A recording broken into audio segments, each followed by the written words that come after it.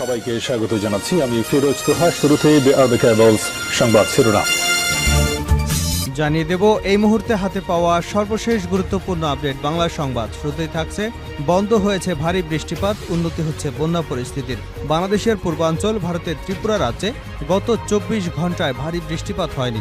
আগামী ২৪ ঘন্টায়ও ভারী বৃষ্টিপাতের আভাস নেই। দেশের উত্তর পূর্বাঞ্চল, পূর্বাঞ্চল এবং দক্ষিণ পূর্বাঞ্চলের নদীগুলোর পানি ধীর গতিতে কমছে। এমত অবস্থায় আশা করা হচ্ছে দেশের বন্যা পরিস্থিতির শীঘ্রই উন্নতি হবে। এবারে জানাবো, প্রধানমন্ত্রী শেখ হাসিনাকে পদত্যাগ করতে বলায় তেড়ে পলককে মারতে আসেন ওবায়দুল কাদের। শেখ হাসিনার সরকারের পতনের পর গ্রেপ্তার মন্ত্রী, এমপি, প্রভাবশালী নেতাকর্মীরা ডিবি পুলিশের রিমান্ডে জেরার মুখে রয়েছেন। জিজ্ঞাসাবাদে চাঞ্চল্যকর তথ্য দিচ্ছেন তারা।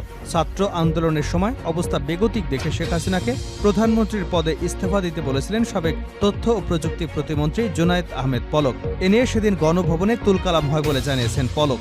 আসলে গণভবনে সেদিন কি ঘটেছিল পলকের সাথে, আসুন জানবো সে কথা। পুরো ভিডিও জুড়ে সঙ্গেই থাকুন। জানাবো, বন্যা কবলিত এলাকা থেকে গর্ভবতী নারীসহ ৭৭৯ জনকে উদ্ধার করেছে ফায়ার সার্ভিস। দেশের বন্যা কবলিত এলাকা এবং সেখানকার উদ্ধার কাজ পরিদর্শন করছেন ফায়ার সার্ভিস ও সিভিল ডিফেন্সের মহাপরিচালক ব্রিগেডিয়ার জেনারেল মোহাম্মদ মঈনুদ্দিন।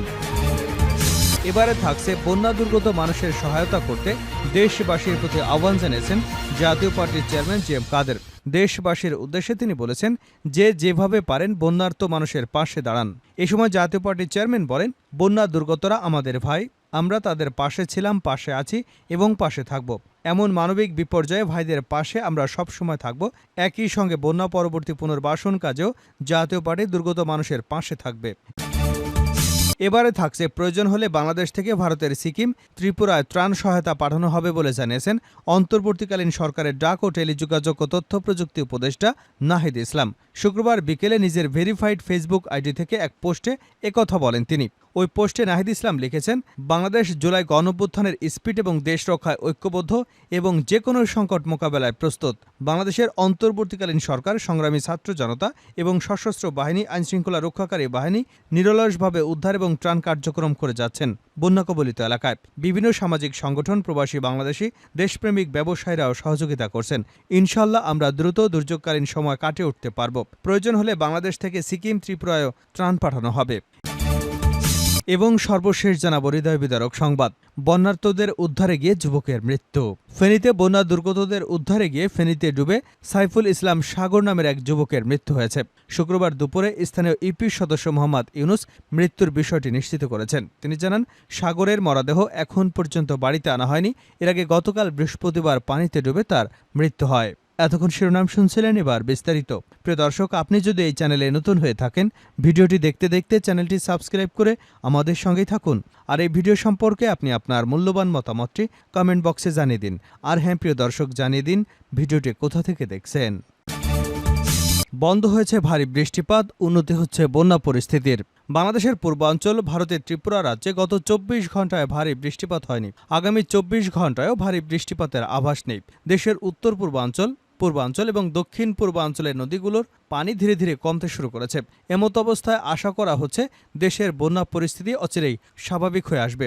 শুক্রবার দুপুরে বন্যা পূর্বাভাস ও সতর্কীকরণ কেন্দ্রের নির্বাহী প্রকৌশলী সর্দার উদয় রায়হান এসব তথ্য জানিয়েছেন। তিনি জানান, বিগত ২৪ ঘন্টায় পূর্বাঞ্চলীয় কুমিল্লা, ব্রাহ্মণবাড়িয়া, ফেনী জেলার ভারতীয় ত্রিপুরা সীমান্তবর্তী অঞ্চল এবং ত্রিপুরা রাজ্যের ভারী বৃষ্টি হয়নি। ফলে উজানে নদ নদীর পানি কমতে শুরু করেছে। এতে ব্রাহ্মণবাড়িয়া, কুমিল্লা, ফেনী ও চট্টগ্রাম জেলার বন্যা পরিস্থিতি ধীরে ধীরে উন্নতি হচ্ছে।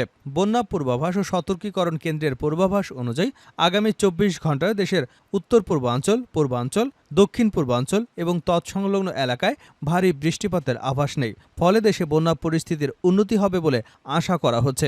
মৌলভীবাজার, হবিগঞ্জ জেলার মনু, ধলাই এবং খোয়াই নদীর পার্শ্ববর্তী নিম্নাঞ্চলে বন্যা পরিস্থিতির উন্নতি হতে পারে।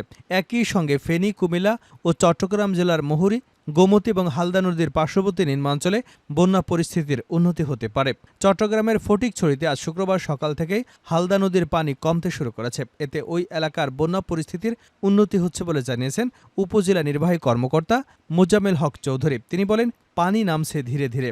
অনেকেই ত্রাণ এবং বোট নিয়ে এসেছেন, তবে বড় বোট নামানো যাচ্ছে না। আবার রাস্তা ভেঙে যাওয়ায় সড়ক পথেও সব এলাকায় যাওয়া যাচ্ছে না। প্রধানমন্ত্রীকে পদত্যাগ করতে বলায় তেড়ে পলককে মারতে আসেন ওবায়দুল কাদের। শেখ হাসিনার পতনের পর গ্রেপ্তার মন্ত্রী, এমপি এবং প্রভাবশালী নেতাকর্মীরা ডিবি পুলিশের রিমান্ডে জেরার মুখে রয়েছেন। জিজ্ঞাসাবাদে চাঞ্চল্যকর তথ্যও দিচ্ছেন তারা। ছাত্র আন্দোলনের সময় অবস্থা বেগতিক দেখে শেখ হাসিনাকে প্রধানমন্ত্রীর পদে ইস্তফা দিতে বলেছিলেন সাবেক তথ্য ও প্রযুক্তি প্রতিমন্ত্রী জুনায়েদ আহমেদ পলক। এ নিয়ে সেদিন গণভবনে তুলকালাম হয় বলে জানিয়েছেন পলক। ডিবি হেফাজতে থাকা আসামির সাবেক তথ্য প্রযুক্তি প্রতিমন্ত্রী জুনায়েদ আহমেদ পলক বলেন, সরকার পতনের এক দফা আন্দোলনের শেষ পর্যায়ে ৪ আগস্ট গণভবনে আওয়ামী লীগ এবং এর অঙ্গ ও সহযোগী সংগঠনের নেতাদের সঙ্গে বৈঠক হয়। সেখানে তিনি তৎকালীন প্রধানমন্ত্রী শেখ হাসিনাকে বলেছেন, প্রয়োজনে তাকে বলি দেওয়া হোক, তবুও শিক্ষার্থীদের আন্দোলন বন্ধ করা দরকার। প্রধানমন্ত্রীকে ছাত্র জনতার চোখের ভাষা, মনের ভাষা বোঝার চেষ্টা করতে বলেন পলক। সে সময় সড়ক পরিবহন ও সেতুমন্ত্রী ওবায়দুল কাদের পলককে তেড়ে মারতে আসেন। তখন সাহসী হয়ে পলক প্রধানমন্ত্রীকে স্টেপ ডাউন করতে বলেন। আওয়ামী লীগকে মানুষ ঘৃণা করছে, থুথু দিচ্ছে বলার পর পলককে গণভবন থেকে বের করে দেওয়া হয় বলে রিমান্ডে জানিয়েছেন তিনি। জুনায়েদ আহমেদ পলক ডিবিকে জানান, স্মার্ট বাংলাদেশ গঠনে 10 মিনিট স্কুলের সঙ্গে 5 বছর মেয়াদে সরকারের যে 5 কোটি টাকার চুক্তি ছিল সেটা তিনি বাতিল করতে চাননি।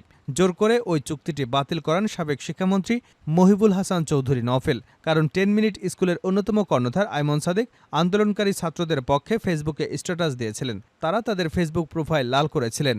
ডিবির জিজ্ঞাসাবাদে পলক জানান, প্রধানমন্ত্রীকে বাস্তবতা মেনে নেওয়ার অনুরোধ জানালেও তিনি মানতে রাজি হচ্ছিলেন না। এ সময় সংশ্লিষ্ট ডিবি কর্মকর্তারা পলককে প্রশ্ন করেন, দেশে স্থিতিশীলতা চাইলে দায়িত্ব থেকে পদত্যাগ করেননি কেন? এ সময় নিশ্চুপ থাকেন পলক। বৈষম্যবিরোধী ছাত্র আন্দোলনের সময় গত 19 জুলাই পল্টন এলাকায় গুলিবিদ্ধ হয়ে মারা যান রিকশাচালক কামাল মিয়া। এ ঘটনায় পল্টন থানায় হওয়া মামলায় গ্রেপ্তার হন সাবেক তথ্য প্রযুক্তি প্রতিমন্ত্রী জুনায়েদ আহমেদ পলক। নিরাপত্তার কারণে তাকে ঢাকা মহানগর গোয়েন্দা পুলিশের কার্যালয়ে রাখা হয়েছে। গর্ভবতী নারীসহ 779 জনকে উদ্ধার করেছে ফায়ার সার্ভিস। দেশে বন্যা কবলিত এলাকা এবং সেখানকার উদ্ধার কাজ পরিদর্শন করছেন ফায়ার সার্ভিস ও সিভিল ডিফেন্সের মহাপরিচালক ব্রিগেডিয়ার জেনারেল মোহাম্মদ মঈনুদ্দিন। শুক্রবার দিনব্যাপী তিনি বন্যা কবলিত ফেনী এবং এর আশপাশের এলাকা ঘুরে দেখেন। তিনি সেখানে ফায়ার সার্ভিসের উদ্ধার কার্য পরিচালনা করেন এবং বিভিন্ন পয়েন্টে বন্যা কবলিতদের মাঝে খাদ্য সামগ্রী বিতরণ করেন।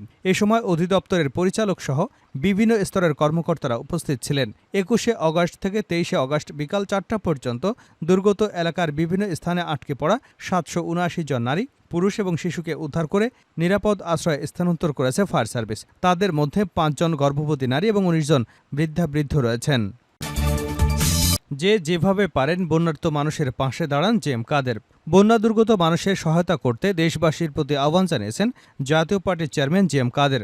দেশবাসীর উদ্দেশ্যে তিনি বলেছেন, যে যেভাবে পারেন বন্যার্ত মানুষের পাশে দাঁড়ান। শুক্রবার বিকেলে জাতীয় পার্টির চেয়ারম্যানের বনানীস্থ কার্যালয় মিলনায়তনে বন্যার্তদের ত্রাণ তহবিল গঠন বিষয়ক সভায় সভাপতির বক্তৃতায় তিনি এ আহ্বান জানান।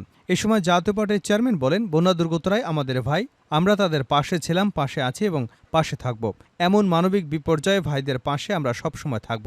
একই সঙ্গে বন্যা পরবর্তী পুনর্বাসন কাজেও জাতীয় পার্টি দুর্গত মানুষের পাশে থাকবে। তিনি উল্লেখ করে বলেন, বন্যার শুরু থেকে জাতীয় পার্টির নেতাকর্মীরা স্থানীয়ভাবে বন্যা দুর্গতদের পাশে আছে। তিনি বলেন, অন্তর্বর্তীকালীন সরকার চাইলে আমরা তাদেরকেও সব ধরনের সহযোগিতা দিতে প্রস্তুত আছি। মহান আল্লাহর কাছে ফরিয়াদ করে বলেন, যারা বন্যায় নিহত হয়েছেন তাদের যেন মহান আল্লাহ তাআলা শহীদি মর্যাদা দান করেন।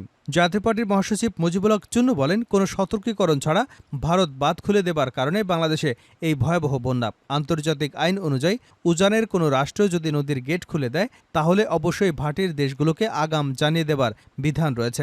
অথচ গেট খুলে দেবার আগে ভারত সরকার আমাদেরকে কোনোরকম সতর্ক করেনি। এই সভা থেকে ভারতের এমন কর্মকাণ্ডে নিন্দা জানাচ্ছি। বন্যার্তদের উদ্ধারে গিয়ে যুবকের মৃত্যু।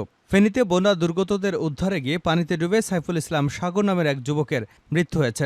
আজ শুক্রবার দুপুরে স্থানীয় ইউপি সদস্য মোহাম্মদ ইউনুস মৃত্যুর বিষয়টি নিশ্চিত করেছেন। তিনি জানান, সাগরের মরদেহ এখনও পর্যন্ত বাড়িতে আনা হয়নি।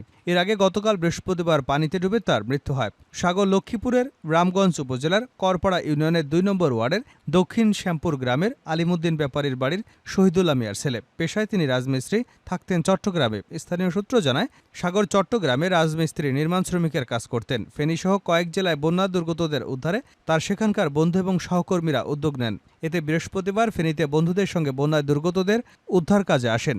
সেখানে পানিতে ডুবে সাগর মারা যায়। করপাড়া ইউনিয়ন 2 নম্বর ওয়ার্ডের সদস্য মোহাম্মদ ইউনুস বলেন, সাগর ফেনীতে পানিতে ডুবে মারা গেছেন, তবে তার মরদেহ বাড়িতে আনা হয়নি। মরদেহ বাড়িতে আনতে তার পরিবারকে সহযোগিতা করা হবে।